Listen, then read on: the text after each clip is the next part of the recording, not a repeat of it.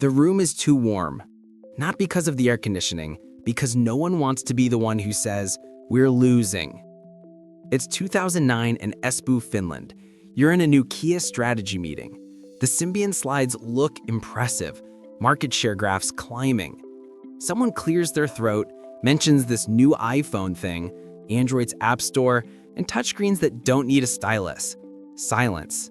You can almost feel the antibodies of the company's culture attacking that idea like a virus. The danger isn't outside, it's the fear inside the room. This is the story of Nokia's rise and fall, not as a tech story, but as a psychology experiment. How one bias spread through a company like an infection until it killed the host. Let's move on. At the start of the 2000s, Nokia is everywhere. Their ringtone is basically the soundtrack of public space.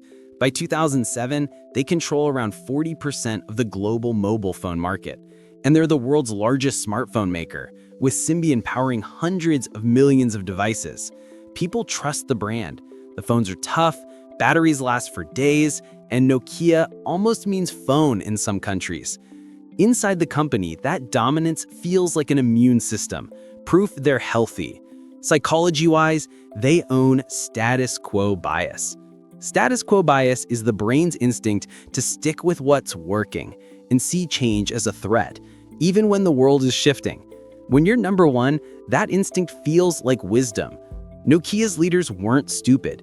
They had touch prototypes before the iPhone. They saw the internet on phones coming. But their success wrapped them in a protective shell. Anything that threatened the existing way of making phones was treated like a pathogen. And here's the twist. The very culture that had protected them from stupid risks now started rejecting necessary ones. Let's continue. 2007, Apple ships the first iPhone. Nokia executives publicly mock it. Poor battery, expensive, not rugged, no traditional keyboard. Internally, they're doing the same thing your ego does when someone questions your life choices. Confirmation bias. That's your brain's habit of searching for evidence that you're right and filtering out anything that suggests you're wrong. For Nokia, confirmation bias looked like this. We sell hundreds of millions of phones. Consumers don't want glass bricks. Our operator partners love us. We're fine. Android appears soon after. In a leaked memo years later, CEO Sviven Elop will admit that in just over 2 years, Android took Nokia's leadership in smartphone volumes. But in these early years, every sign that touch, apps, and ecosystems were the future was treated like a minor cold. Annoying, but not lethal. Inside, Symbian teams fight to make an aging OS behave like a modern touch system. Another team works on MIMO, then MeeGo, Linux-based platforms that could compete with iOS and Android. Instead of one clear immune response, Nokia's body starts producing conflicting antibodies. Projects duplicate work, politics rule roadmaps, people protect their turf instead of the patient. Here's where the single deadly bias starts to crystallize. It isn't just status quo bias, it's fear-driven loss aversion inside the culture. Loss aversion means you feel the pain of losing €1 much more strongly than the pleasure of gaining €1. In companies, that turns into managers terrified of losing status, budget, or reputation, so they avoid any choice that could make them look wrong. At Nokia, speaking up about software problems, schedule slips, or how far behind the user experience was, that could get you labeled as negative or not a team player. Several insider accounts describe a climate where bad news was softened or buried before it reached the top. Leaders smiled in public and panicked in private. Fear is a great short-term anesthetic. It's a terrible long-term strategy. Let's shift to the moment the fever finally breaks. By 2010, the numbers are ugly. Nokia's overall handset share has dropped from about 36% in 2009 to under 29% in 2010, with smartphone growth lagging badly behind Apple and Android. Developers are leaving Symbian. Consumers talk about apps and ecosystems, not just hardware. In September 2010, Nokia brings in Sviven Elop, a former Microsoft executive, as CEO. 5 months later, his internal burning platform memo leaks. He compares Nokia to a man on an oil platform that's on fire, forced to jump into freezing water to survive. He writes, "The first iPhone shipped in 2007, and we still don't have a product that is close to their experience." Android came on the scene just over 2 years ago, and this week they took our leadership position in smartphone volumes. The memo is honest, brutally so. It calls out slow innovation, internal silos, and a lack of accountability. External analysts agree Nokia has fallen years behind. But notice the psychology. You only use a burning platform speech when you already feel cornered. It's the immune system realizing the infection has gone systemic. A few days later, in February 2011, Nokia jumps. They announced they'll abandon Symbian and adopt Windows Phone as their primary smartphone OS. On paper, it's bold. Ditch your failing platform, join forces with a software giant, focus resources. In reality, that one decision shows how deep the loss aversion infection has gone. They don't choose Android, the fastest growing ecosystem with multiple hardware partners and rising app support. They choose a smaller, unproven system where they can feel more special and avoid competing head-to-head with Samsung and others.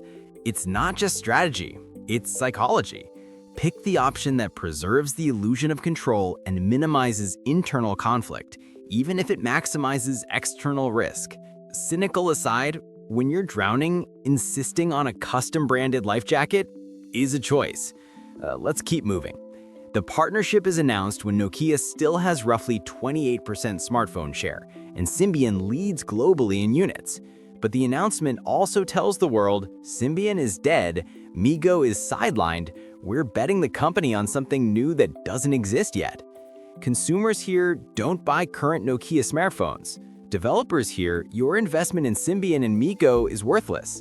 Operators here, Nokia is now just one more Windows Phone vendor. It's like announcing to the hospital that the patient is terminal before you've lined up a transplant. The bias at work here is escalation of commitment. When you've publicly committed to a path, you double down even as evidence mounts that it's failing. It's the same instinct that keeps you in a bad project because you've already sunk months into it. Nokia's culture had avoided hard internal fights for years. Now, having finally jumped, it kept marching down the Windows Phone path even as sales stayed weak, and Android devoured the low and mid-range markets. Between 2011 and 2013, Nokia's smartphone share keeps collapsing. By the mid-2010s, it's in single digits, while Android dominates, and iOS eats the premium tier. The device business is eventually sold to Microsoft in 2013, effectively ending Nokia as a major phone brand. From the outside, it looks like technology killed them. From the inside, it was something quieter, people afraid of losing face. Here's the core bias that killed Nokia. In one sentence, they built a culture where avoiding internal loss of status, loss of certainty, loss of being the leader, mattered more than facing external reality. Loss aversion turned into an autoimmune disease. Any idea that threatened existing products or power structures was treated as a foreign body. Instead of attacking the real problem, obsolete software, slow decision-making, fragmented platforms, the organization attacked the messengers. By the time they acknowledged the fire, the damage was already in the bloodstream. Let's shift to what this means for you. 3 psychological principles quietly decided Nokia's fate. First, status quo bias. Remember, that's the brain's preference for keeping things the way they are, even when change would be better. At Nokia, past success was the normal state. Every proposal that implied we have to become something else felt wrong, not because of data, but because it violated that sense of normal. You see the same thing when you keep using a clunky tool at work because we've always done it this way, even as newer tools clearly save time. Second, confirmation bias, that need to be right. Leaders looked for signs that validated the Symbian roadmap and hardware-first mentality. They compared devices spec by spec instead of looking at ecosystems, services, and user experience. They heard consumers say, "I like physical keys," and ignored what people did once they tried touch. They didn't go back. Third, loss aversion, supercharged by fear. Inside Nokia, telling your boss we're behind carried social risk. People optimized for not losing their position, so reports were massaged. Problems were reframed as temporary. Bad news moved slowly, if at all. By the time the CEO stood on that burning platform in his memo, the company had been pouring gasoline on the deck for years. Now, zoom out from Nokia. This bias cocktail shows up in smaller ways in your own life and in brands you use daily. You stay with a bank that charges fees because switching feels like a hassle.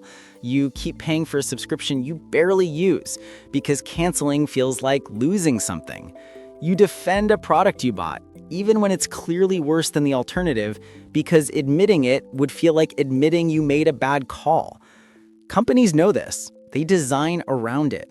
The darker lesson in Nokia's story isn't don't be arrogant, it's don't let fear of internal loss blind you to external change. Because here's the truth. Markets are ruthless, but they're not personal. Culture is. When a culture starts treating reality as the enemy, it's already sick. So what do you do with this as a viewer, not a CEO? When you see a dominant brand dismiss a new kind of product, ask, is that analysis or antibodies? Are they evaluating the threat or just protecting their identity? When your own job, project, or favorite tool gets challenged, notice your first reaction. Do you look for reasons it's still fine? Or do you actually examine whether the world moved while you felt safe? Loss feels sharper than gain. That's human. But in Nokia's case, the refusal to feel small losses early, lost arguments, lost projects, lost pride, created one enormous loss at the end. They didn't just lose a product line, they lost an entire role in culture. Saying, we didn't do anything wrong, but somehow we lost, became the perfect summary of the bias. The belief that following your old playbook can't possibly be wrong, even when the scoreboard says otherwise. You're surrounded by brands right now that look as untouchable as Nokia once did. Some of them already show the same symptoms. The question isn't whether another giant will fall. The question is, when you notice the bias spreading inside a company or inside your own decisions, do you treat it like background noise or like an infection that needs to be stopped early?